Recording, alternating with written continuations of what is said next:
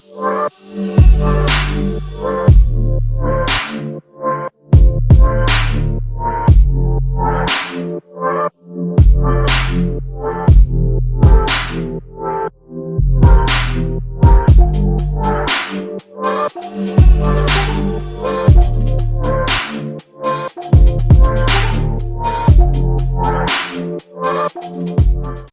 and welcome to SULKNATIONtv.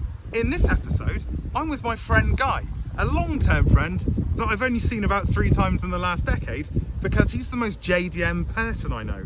Guy lived in Japan for quite a while and he's got a JDM Subaru. Oh yes. What else? Exactly, what else? And here it is.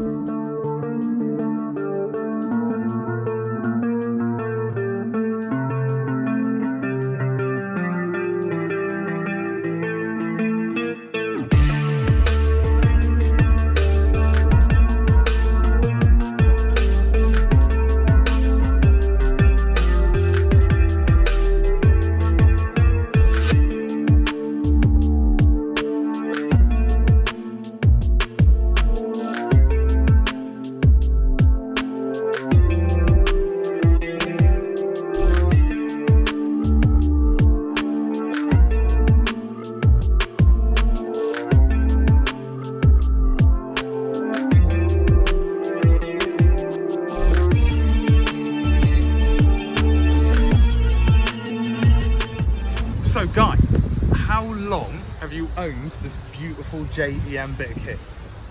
So I've owned it since April, I think. I bought it early April, so that's, you know, well, not even 6 months. Well, it's about 6 months. Same amount of time I've had the right, Accord. Yeah. But I've wanted one, so when did they come out? They came, I think this particular GC8 model came out in '92, and I think I was aware of them when I was about 15, you know, Colin McRae era and that. And I've wanted one.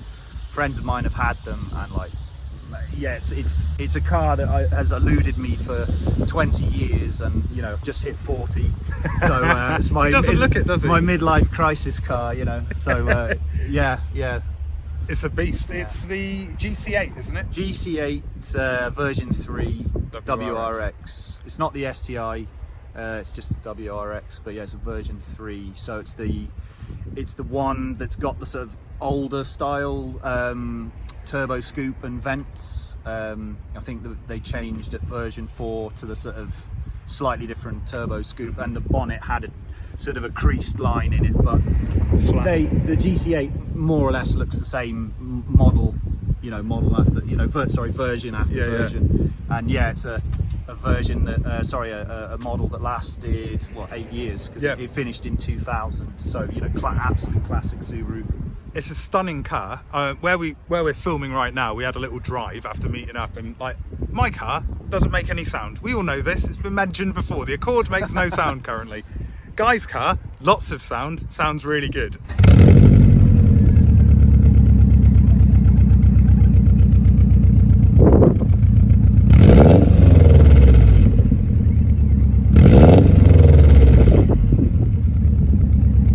Kind of sounds like I think it sounds like a kind of bin lorry on steroids, kind of. It has. Oh, because of the sideways head gaskets. What do they call it? Equally opposed. A boxer engine, basically. Like, it just sort of.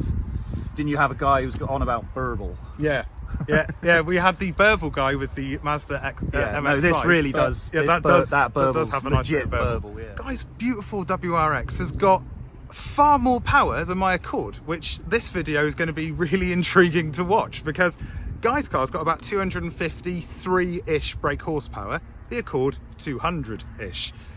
Lots more torque in the Subaru, a lot less torque in the Honda, virtually no torque. Yeah, it's a really nice bit of kit. The interior is lovely as well. The interior kind of like took me by surprise. Like, the seats are kind of bucketed, which they've got like this kind of like all of those sort of JDM sports cars in that era tended to have this sort of like fabric kind of lining, like the Skylines had it, and a lot of the Toyotas had it as well. It was like this sort of like I don't know, like, yeah, I don't know, it's like almost like a sofa fabric, but like tasteful. It's nice. It's a really nice cloth. It's a nice cloth fabric, and yeah, I mean, the car looks JDM. It's got classic, because it's red. It's got classic paint fade, some nice lack appeal. The paint, yeah. I mean, the paint. You want to take it a different colour, don't you? Yeah. The paint does suffer on these cars, and basically, if you're buying one that's got like a nice paint job on it, you're paying a price tag for that, and you know, and it would have been kept in the garage most of its life. So garage it's normal for these to have paint fade and the lack appealing. But yeah, I'm going to change its colour, because I'm not a big fan of I'm not a big fan of red either. So yeah, it's probably going to go black, because you know, black cars look sweet for about 5 minutes after you've washed them. Mine looks great when I've washed it. 5 minutes later, it's covered in dust. It's awful.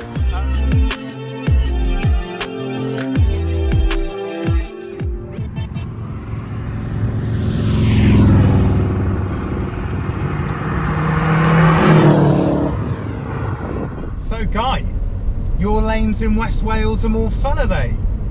In your Subaru, they're more fun, are they? Right, well, let's see. Oh man, that car, I mean, the four-wheel drive is definitely more beneficial than my front-wheel drive.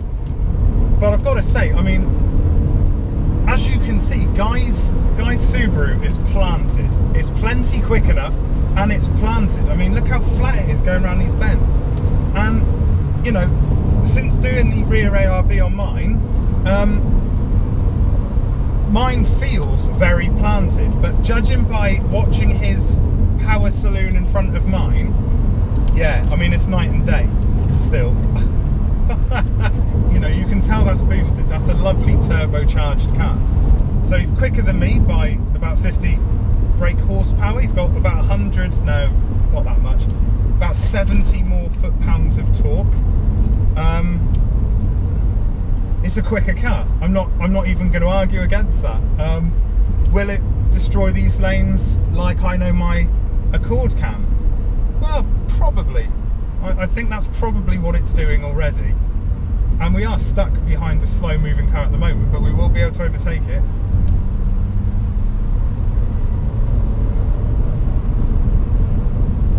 Oh yeah, I can do it as well.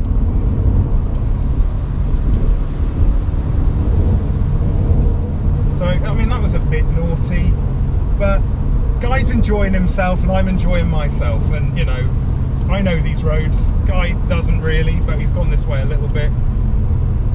We've had a bit of practice, let's just say. We had a nice little bit of practice. I mean, we're not going super fast, don't get me wrong, but we're still doing an okay speed. It looks slow because there's a convoy of cars, but you know, the speed isn't too terrible. But that car definitely has some serious quality when it's going around corners at speed. It really does. So we're entering Rue. It's 30 miles an hour here, so we are going to be slowing down. But then we've got a nice out at the other side of Rue. So hopefully the traffic will be sparse as we get a nice bit of 60 mile an hour road again.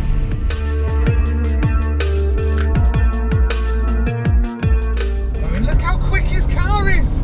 Look how quick it is! It's so quick! I mean, I'm hanging back a little bit because I haven't driven with Guy ever before, to be honest. I've been in a car with him, but I've not driven behind him before. And wow, that car is quick. Really quick. Oh, don't get chewed up on that bit. Oh, I hate this bit. Right, third. But yeah, that Subaru is quick. It's you can tell when the boost kicks in, because one minute you're up with him and the next minute he's cruised out of the way.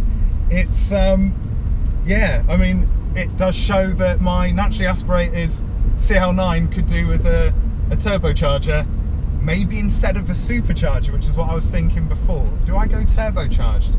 I mean, I'm a little bit jealous of when the boost engages with Guy's Subaru, so So we've done a nice bit of driving there, Guy. Yes. It was we got a bit screwed by traffic. Heavy traffic, that's the problem, isn't it? Yeah. Not good. That's why you've got to make it up to Wales, because you know the Less traffic. the population. Well, I definitely will be, and I think mate. Ed will be coming as well. So, but let's take a little guided round tour of what you've done to the car. Well, okay. Well, actually, I haven't actually done much to it myself. When I bought it, it had the Subaru number plate that came as a freebie with the car. Yeah.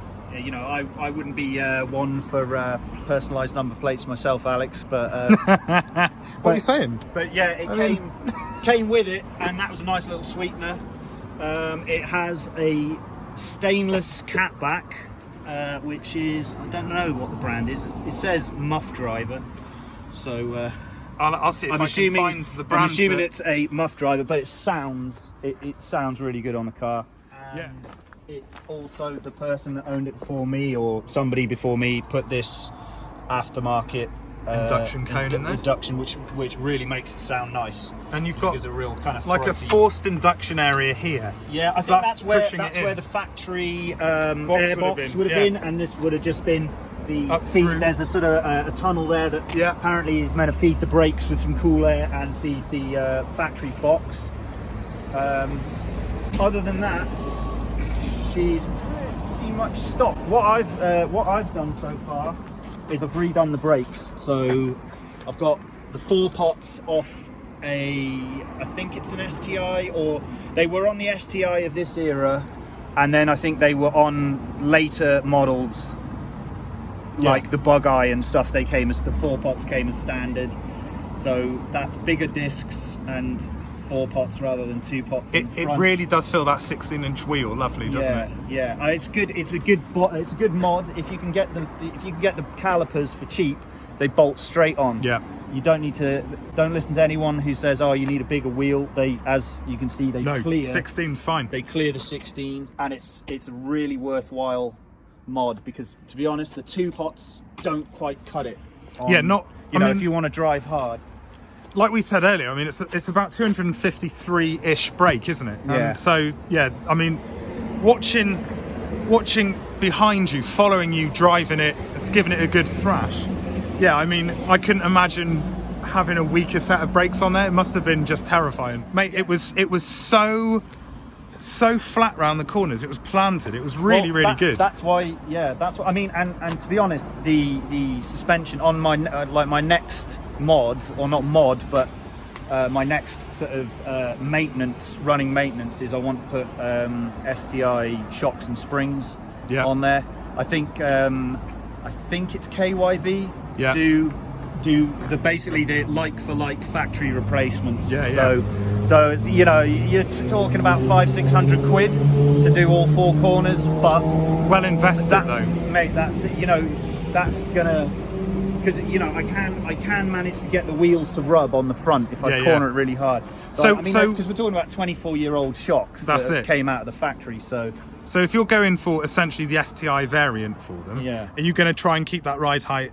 Oh yeah, as I similar as love possible? how that looks. Like, it does. I like the stock look. I don't, you know, it could be a bit lower, but I don't see the point. I'd rather keep the ride height the same and have maybe a 17 of speed line. I'd quite like speed line wheels. Fill the arch gap a little bit. The gold sort of 5-spoke speed line. Apparently they're a touch lighter, and apparently the fact that it's a lighter wheel, you know, adds a few horses onto it. Because, you know, less to spin up, less to brake. That's it. Well, I mean, my new Japan racing wheels are a lot lighter than the Riva DTMs that I had on there. I'm sure you can feel something from that, yeah. 100%. Yeah. I want to just point out that I didn't do this again. This Impreza sticker was on the car when I bought it, and you can see I've begun to try and delete it away, but I obviously decided life was too short that day. And I want to get rid of this like diffuser. Do you call it? Diffuser? It is a fake carbon fibre roof spoiler diffuser thing. Yeah. I mean, so this is going to be going. That's going to be going. The red is going to be going. Yeah. Shocks and springs, hopefully STI. But if not STI, then I'll just go for the KYB direct replacements. Maybe redo the seats, because The seats are pretty tight. You can see the bolsters kind of going tatty, but I think all of them have that. Yeah. I love my Nardi steering wheel. These were stock on this version 3. It's a stunning wheel. That wheel feels so nice in your hand. I'll never change that. To be fair, I was a fan of big, thick wheels until I got in that Honda, mate, and it's about the same sort of width as your one. Get your hand on there, man. Feel just that. That's such. It feels so good. Exactly. It's because in the version 4.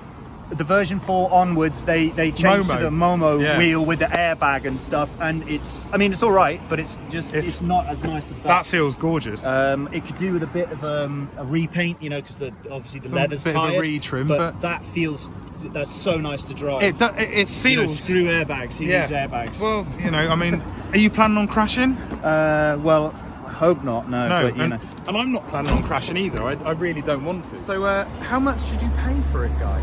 Well, how much have you got a guess? Have you got a ballpark? So you're going to be upset when I tell you.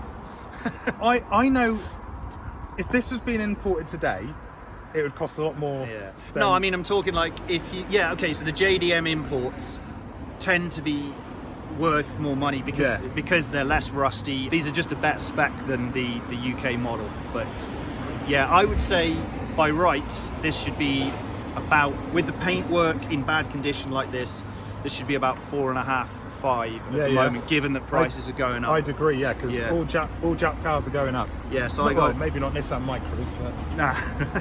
No, so on the guy that sold it to me was an absolute gent, and on the basis that the paintwork was pretty ropey and the shocks are kind of at the end of their life, he let me have it for, well, first of all, he wanted 3,500. Yeah. And because I had to travel to Lutterworth. Oh yeah, Lutterworth. Yeah. He discounted me another 250 for that journey. And I thought, hang on a minute, that's 3,250. Yeah, 3,250. I thought, hang on, what's wrong? Admittedly, I've had to replace hoses and some perishables underneath the bonnet. I've had a few check engine codes which I've had to replace. I had to replace the mass airflow filter, which is the other side of the induction thing, because that was kind of at the end of its life. So there was some stuff to iron out, but yeah, man, I tell you what, I'd challenge anyone to get one of these. For that. Yeah. I paid 2.3 for my Accord. Yeah.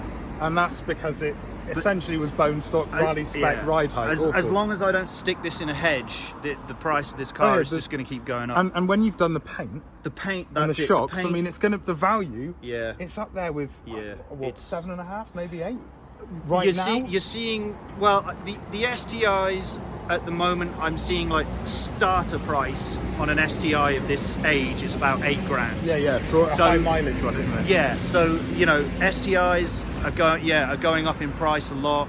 3 doors, like, forget it. Yeah. 3 doors are like 20 grand plus. No chance. So like these, there's not many of these left as well. So you know, if you can get one, you know, anything around 5 grand, I reckon is worth it. You know, to 100%. Take care of it, because once they're gone, you just seeing it tear off in front of me, like, and you can see from being behind, you can see when that boost hits. Yeah, it's like there's lag. I'm with you, and then woof. Yeah, it's like, I think it's like 3.5, 4 grand, and then all hell breaks loose. It's like that's it. And then and it just like so it goes from nothing to a lot late in the revs. But so much fun, and the sound is just.